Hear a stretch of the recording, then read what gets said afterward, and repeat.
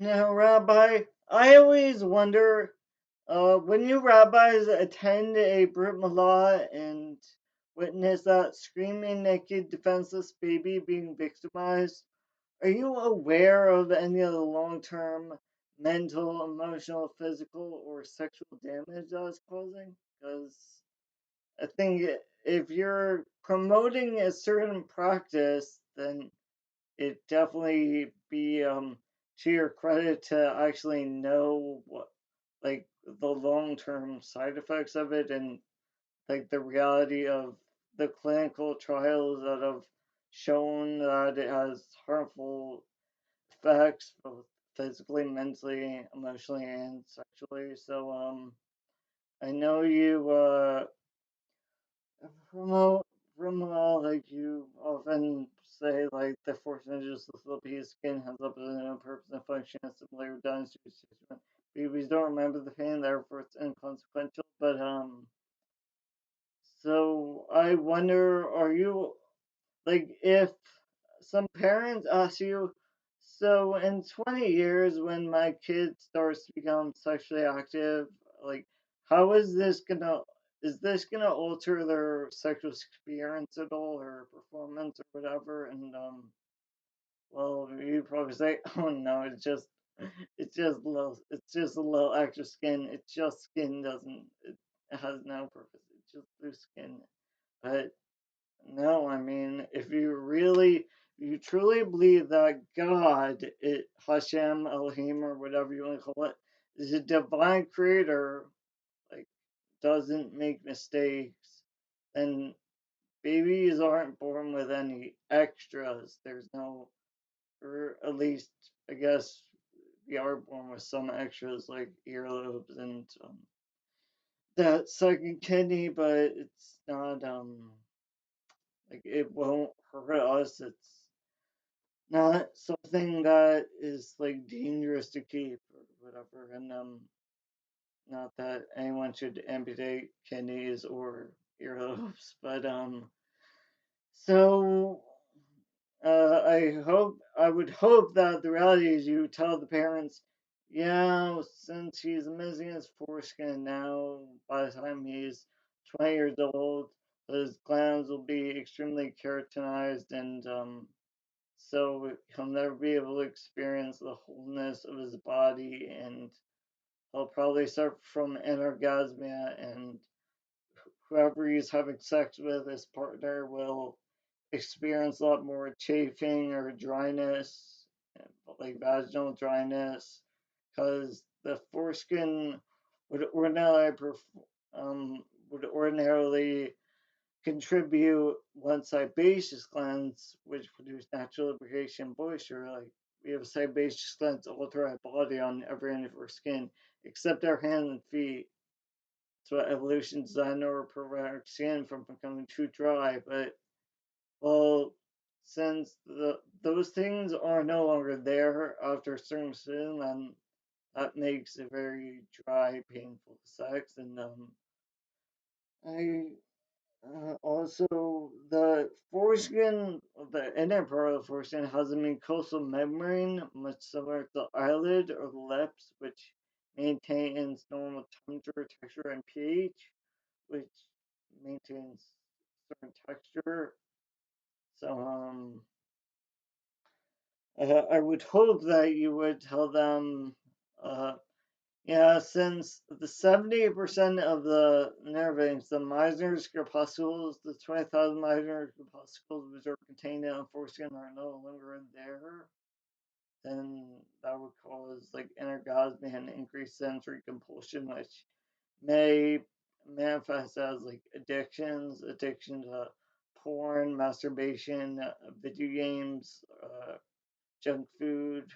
gambling, whatever, victimizing others, or insulting others, playing the victim, whatever. I would hope that you tell them since the apocrine glands, which provide pheromones, and since the estrogen receptors, which facilitate a greater sense of intimacy in between partners, since that component of the endocrine system has been removed, then your kid's gonna experience things like lack of empathy, difficulty with communication, difficulty with emotional expression, avoidance of intimacy, and since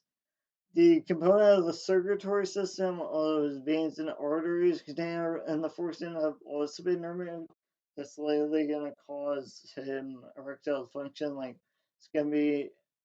more difficult, if not impossible, to maintain erection, and so that's going to cause low self-esteem, and people with low self-esteem are more likely to cause things like rape, child abuse, domestic violence, sexual assault, or school shootings, public shootings, or form addictions. Um, and I would hope you would tell them, since the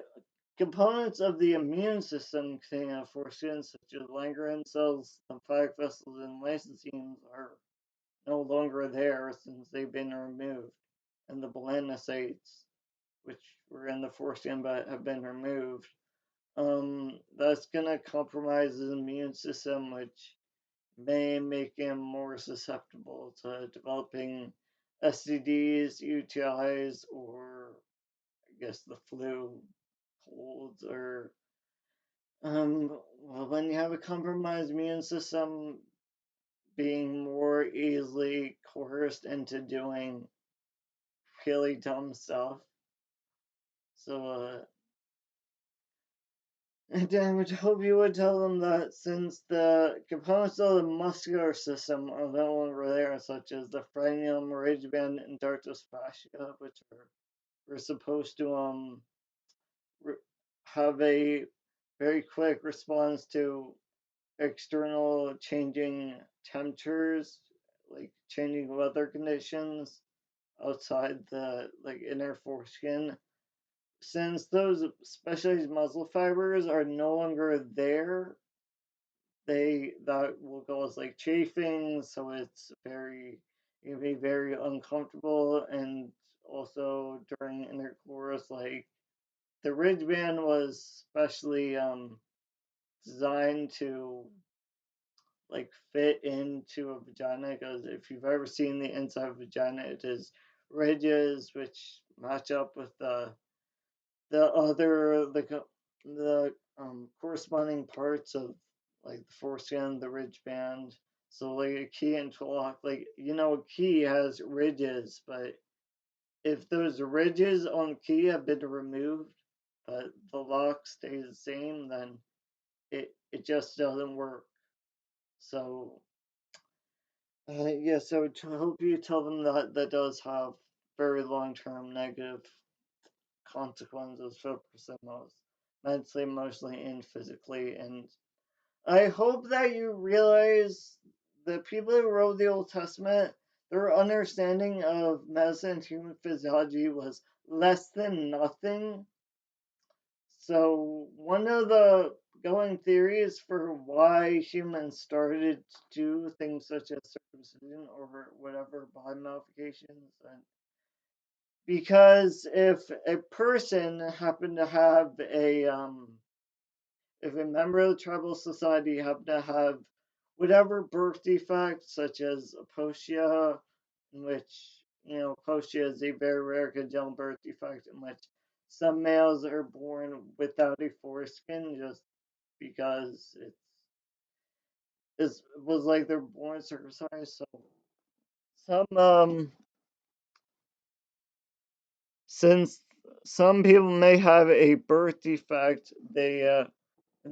look special, and of course the other members of that tribal society, they have absolutely no understanding of chromosomes, DNA, genetics, or anything like that. So the only way they can explain it is it's from the gods, or they were touched by the gods, or whatever. So if that person happened to be like the chief or the prophet of the tribe, the leader, then you know other members of that tribe want to match because whatever, because matching body parts is, yes, yeah, back then of course those people, like, they never heard of chromosomes or DNA or anything like that, so they had absolutely no understanding of like cells or why things are the way they are. So sorry, but my religion is based on kindness, compassion, rationality, responsibility, and accountability, not Bronze Age mythology. Thank you for listening to my rant.